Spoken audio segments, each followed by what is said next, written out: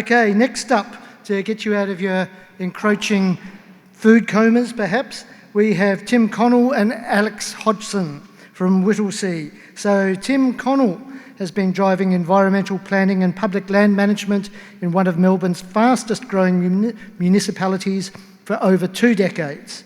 He heads a team who manage important reserves on Melbourne's northern fringe and that regularly engage in vertebrate fauna survey. This monitoring has driven management decisions, also leaving a legacy for Grassy Eucalypt Woodland. Alex Hodgson has a background in environmental and forest ecosystem science.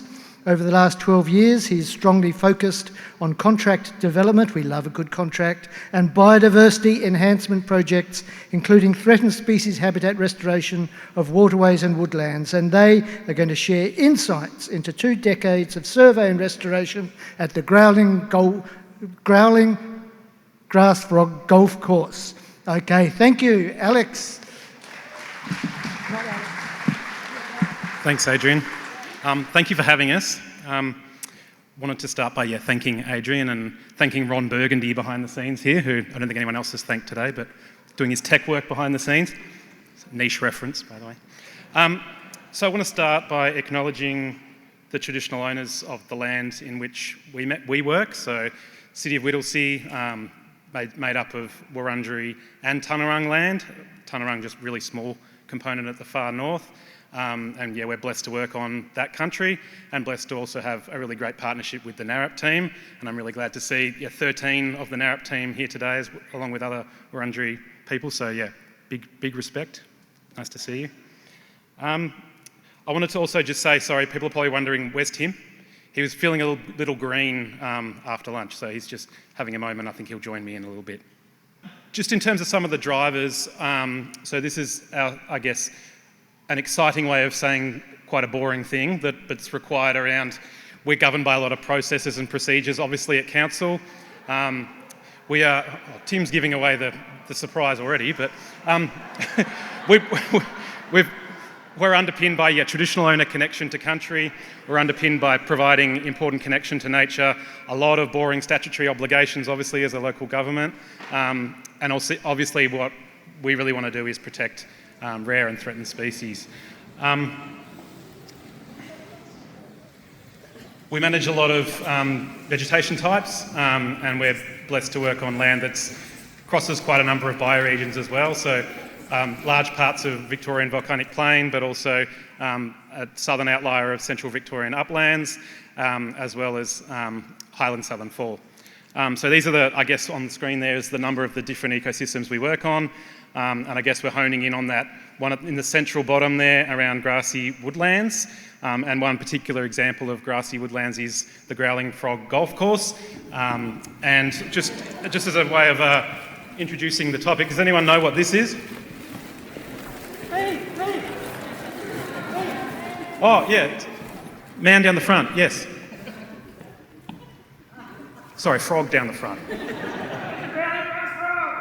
Growling grass frog, yes. But unfortunately today's presentation is not about you, I'm sorry.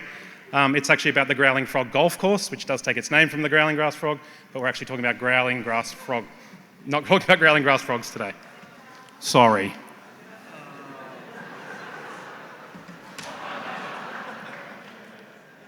See, sometimes kitchard's a good thing.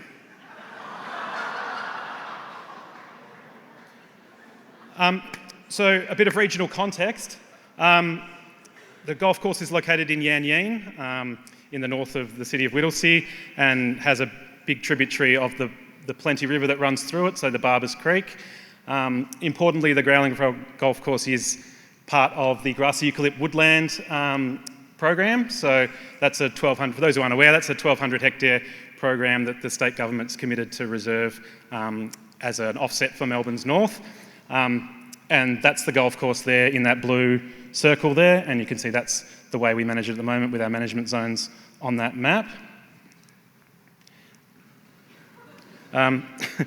We're privileged to have a site that's mostly closed to the public, being in the rural north. We're pretty blessed we can trial a number of different approaches out there, and we have done that, and this talk's going to talk a little bit more about some of the approaches that we use and have used over many years out there. particularly things around artificial habitat enhancement and also a lot of fauna monitoring over a really long period of time.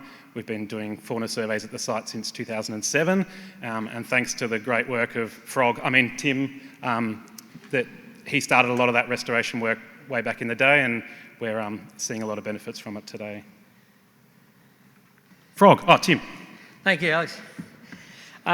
So the golf course, sorry, I had an important phone call to take. The golf course council purchased in around the early 2000s. Used to be a grazing farm. Horse training was the most recent land use. In the last 20 or so years, we've dedicated a lot of our time to restoring the natural habitat of the site. Around 30% of the total area at the golf course is set aside for nature conservation. I suppose the important part of it is that connection to the surrounding Grassy Eucalypt Woodland.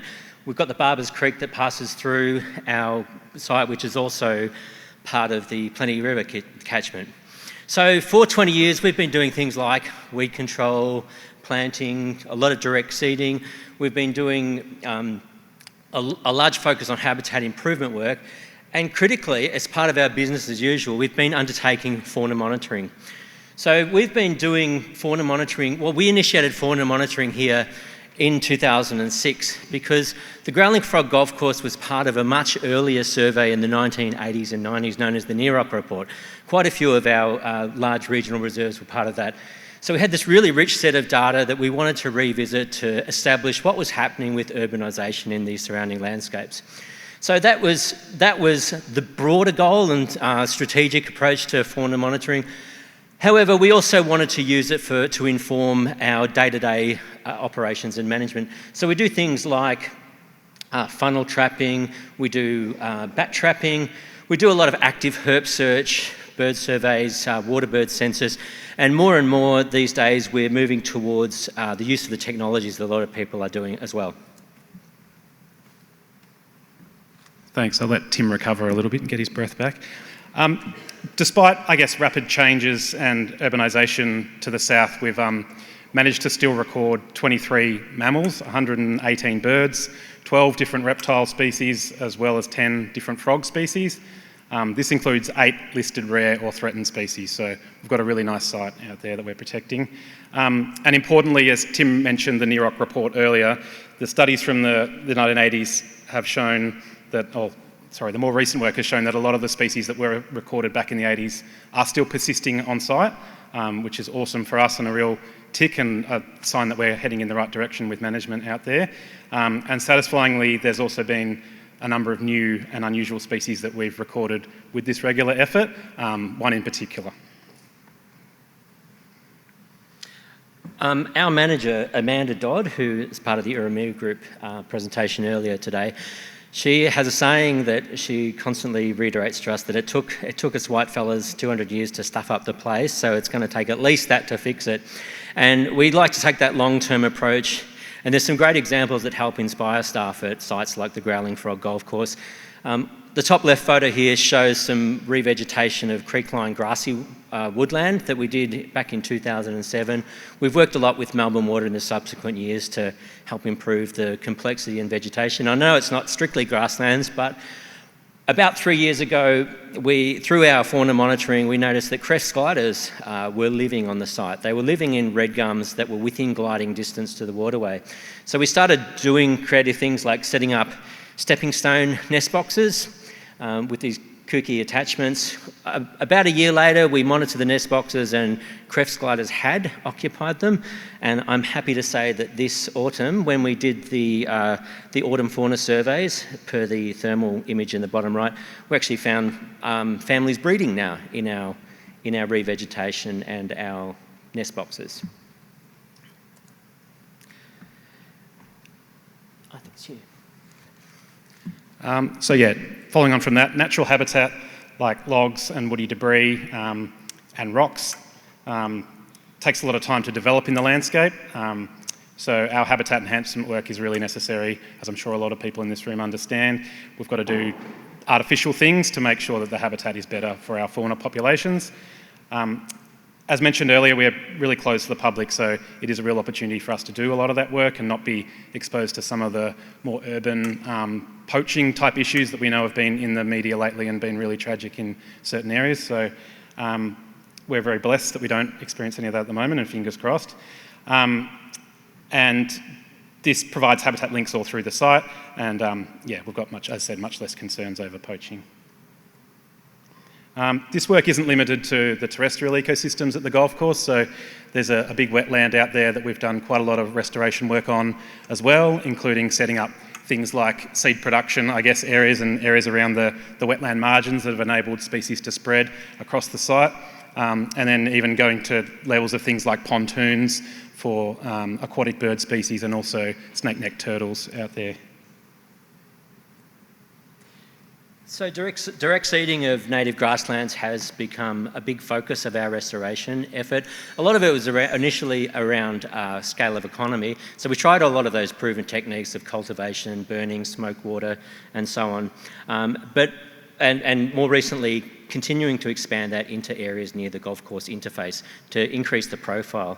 I think our biggest challenge now is, as we've seen in some of the presentations today, maintaining the dynamics and the vigour and integrity of the grasslands. So enrichment is another big component of that too. We've had a lot of trial and error out there with introducing some species. Cullen, for example, has probably been one of our failures. So if anyone knows much about Cullen today, we would love to hear from you. Yeah, I think also just on the Cullen, we've got a really big pot we need to get out there. So if anyone's got any experience with installing giant pot of Cullen, we'd be really interested to talk to you because, yeah, we don't want to stuff that up.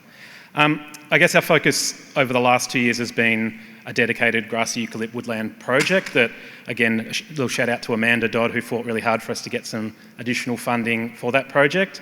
Our small project complements the advocacy work that I guess is pushing towards the state government getting off their backsides and getting more of that 1,200 hectares reserved and in the protected area as planned. I guess the focus of our little patch has been building a kilometre of fencing. Obviously, fencing is not our ideal solution, but on a site like the golf course where we've got a lot of pressure from mostly eastern grey kangaroos, but also quite large numbers of rabbits, it is essential that we build things like this in order to protect the species we're trying to reintroduce, as we have had a lot of issues with browsing pressure at the site over a number of years. This project is now focusing on additional biodiversity enrichment and hopefully creating a showcase example in the future of Grassy Eucalypt Woodland. And just on that note, I want to give a little shout out to NatureLinks, who I know are in the room today and have been doing a fair bit of that restoration work for us lately. And also wanted to again shout out the NARAP team, who I meant to shout out to again earlier around some of that survey work that they've been helping us with over the last few years as well. So back to you, Tim. So I suppose in our very quick presentation, we just wanted to reinforce that like these small little bits do matter. As Alex mentioned, our kilometre of exclusion fencing represents about 6 hectares of Grassy Eucalypt Woodland. So in the context of that greater state goal of the 1,200 hectare regional parkland in which we live, that represents about 3%, but it really highlights things like we've been talking about today, the cost, the effort, the energy that goes into this monumental shift of former exotic pasture to these types of native grasslands and grassy woodlands. A Trust for Nature covenant, that's our next big step for this site. So we're looking to place a covenant on the property, and that's really going to protect the site in perpetuity and really validate the effort of decades of restoration. And I know that legacy, it's not legacy for ego, it's about legacy for future custodianship. And I think that's kind of a shared value that most of us in the room share. So our takeaway message is the importance of monitoring. It has twofold. It helps inform. There's been a lot of talk today about monitoring of vegetation, but monitoring of the fauna really helps to set that aspiration. What are we actually fixing these grasslands and grassy woodland systems for? So for us, the fauna, things like the frog, the growling grass frog, very important in our drivers and keeping our teams motivated to doing the work. The last message I also want to leave with you is that at the back of the table there, just to reinforce some of the kind of cool rare species we have at Whittlesea, there's a whole bunch of stickers up there, including things like golden sunmoth stickers and phascogales and all the rare species you will find around Melbourne's north, including the growling grass frog. Thank you very much.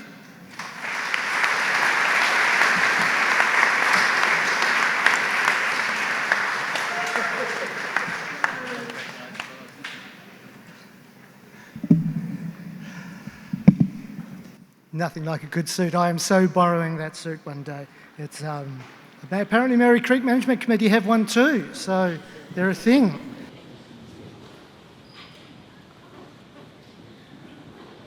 Like we've got some momentum here, and it's just great to see so much grassy action and grassy love in one place.